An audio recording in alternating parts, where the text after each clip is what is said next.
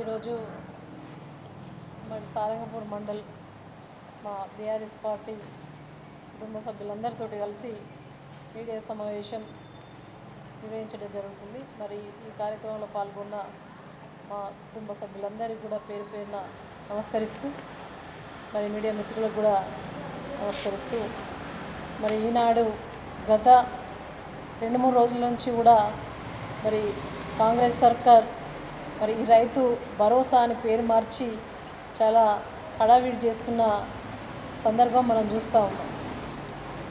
అసలు నిజానికి ఇప్పుడున్నటువంటి రేవంత్ రెడ్డి ఆనాడు ఒక బిజినెస్ ఒక వ్యాపార ధోరణితోటి ఆలోచించే వ్యక్తి. అట్లనే ప్రజలను కూడా అదే విధంగా ఒక బిజినెస్ మ్యాన్ లాగా ఒక వర్తక వ్యాపారం చేసుకునే వాళ్ళలాగా మరి ఆలోచించి ఇవాళ మరి రాబోయే స్థానిక సంస్థల ఎలక్షన్లు మరి ఓట్ల కోసం సీట్ల కోసం మరి తన వాళ్ళు ఆ కాంగ్రెస్ సర్కార్కి సంబంధించిన వాళ్ళు మరి లోకల్ బాడీస్ ఎలక్షన్లలో సీట్లలో కూర్చోవాలని చెప్పేసి ఈ ఓట్లకు సీట్లకు మధ్యలో ఇవాళ రైతు భరోసా అని పేరు మార్చి మరి ఒక ఎకరానికి మరి 15,000 రైతు బంధు ఇస్తా అన్నటువంటి ప్రగల్భాలు పలికినటువంటి ఈ ముఖ్యమంత్రి రేవంత్ రెడ్డి గారు ఇవాళ ఎకరానికి 6,000 మాత్రమే వేసారు. అంటే 15,000 రైతు భరోసా నేను ఇస్తా, అటున్న సూర్యుడు ఇటు ఒడిచినా కూడా నేను ఇచ్చి తీరుతా, కేసీఆర్ గారు ఇచ్చేది ఒక బిచ్చం ఇచ్చినట్టు ఇచ్చిండు రైతుకు అని చెప్పేసి చులకైన వేసి మాట్లాడినటువంటి నీ మాటలు మేము మళ్ళీ ఒకసారి గుర్తు చేస్తూ ఉన్నాం. ఇవాళ రైతులు నీకు ఎట్లా కనబడతా ఉన్నారు? ఎందుకనంటే నువ్వు ఇస్తా అని చెప్పేసిన 15,000ల్లో 6,000 ఇస్తావు, 7,000 అంటే 1,500 అందులో మరి లెస్ చేసినావు. అదేవిధంగా ఇప్పుడు అధికారంలోకి వచ్చి దాదాపు 18 నెలలు అయిపోయింది. 18 నెలల సమయం నుండి కూడా నేను వచ్చిన తర్వాత వెంటనే రుణమాఫీ చేస్తా, రైతు భరోసా ఇస్తా, మరి బోనస్ ఇస్తా, అన్నీ కూడా ఇస్తా అని చెప్పేసిన మాటలు అన్నీ ఉత్తమాటలే. ఎందుకంటే నువ్వు ఇస్తా అన్న రైతు భరోసా ఇవాళ ఓట్లకు మధ్యలో ఇస్తున్నావు. మరి మిగతాయి అంతకుముందు బాకీ పడ్డాయి. మరి డిసెంబర్ 9 నాడు మీరు అధికారంలోకి వచ్చినప్పటి నుంచి ఇప్పటి వరకు చూసుకుంటే ఒక ఎకరానికి ఒక రైతుకు మరి 25,000 బాకీ పడ్డావు. మరి నువ్వు ఇవ్వాల్సింది ఎంత? 4 ఎకరాల రైతు ఉంటే ₹1,00,000 బాకీ పడ్డావు. మరి అవి కలుపుకొని ఇలా నువ్వు రైతు భరోసా ఇవ్వాలి అని చెప్పేసి మేము మా జైత్యాల నియోజకవర్గ రైతులందరి పక్షాన కూడా డిమాండ్ చేస్తూ ఉన్నాం. ఏదో ఇచ్చినా కదా రైతు భరోసా అని చెప్పేసి చేతులు దులుపుకోవడం కాకుండా ప్రజలందరూ కూడా నీకన్నా విఘ్నులే అన్నీ కూడా గమనిస్తూ ఉన్నారు. మరి బాకీ పడ్డ మరి ఎకరానికి 25,000 బాకీ పడ్డాయి. అదేవిధంగా నువ్వు ఇచ్చిన దాంట్లో 1,500 కూడా లెస్ చేసినావు. ఇస్తా అని చెప్పి హామీ ఇచ్చిన ప్రకారం మరి ఇవ్వాలే తప్ప ఈ మోసపూరితంగా మరి ప్రజలను మభ్యపెట్టి రైతులను భ్రమపెట్టి నేను ఇచ్చినా అంటే ఇచ్చినా అన్నట్టు చేయొద్దు.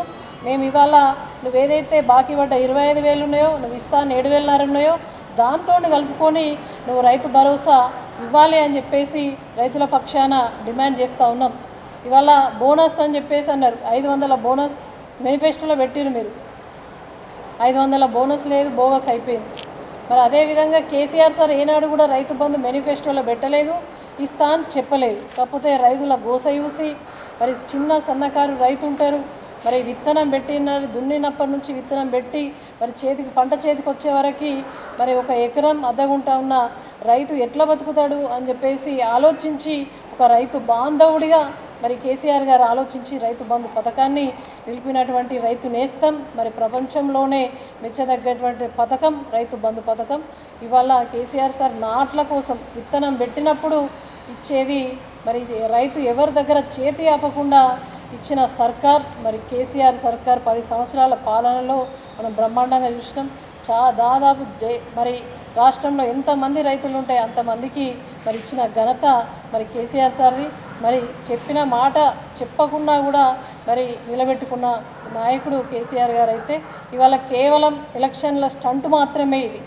రేపు రాబోయే ఎలక్షన్లలో మేము గెలుస్తామా ఓడుతామా, ప్రజలలో తీవ్ర వ్యతిరేకత ఉన్నది, మన ఒక భావనతోటి ప్రజలను మోసపూరితంగా మరి మభ్యపెట్టాలని చెప్పేసి ఈ యొక్క రైతు భరోసా ఇస్తూ మీరు అందరూ కూడా రైతులందరూ కూడా గమనించాలి. కొంతమందికి ఉన్నది అపోహ, రైతు భరోసా వేస్తున్నారు కదా, రైతు భరోసా వేసుడు కాదు.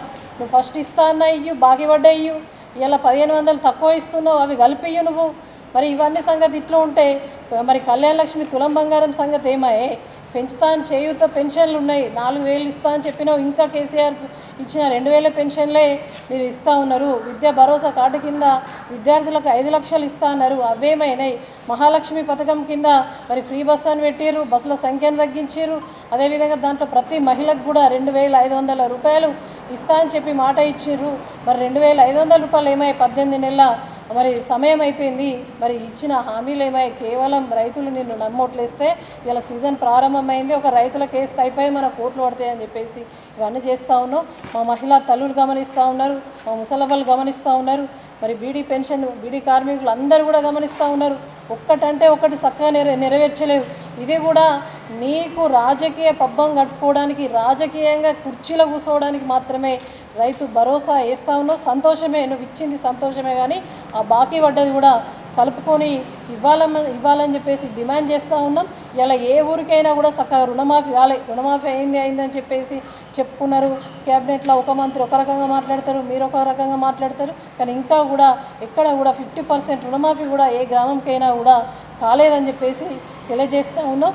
నువ్వు రైతులను ఏదైతే మోసానికి దగాకు గురి చేసినావో ఇప్పటికైనా మానుకొని, చిల్లర ప్రయత్నాలు మానుకొని, రైతులు విఘ్నులు వాళ్ళు కష్టపడి పనిచేస్తేనే మన 5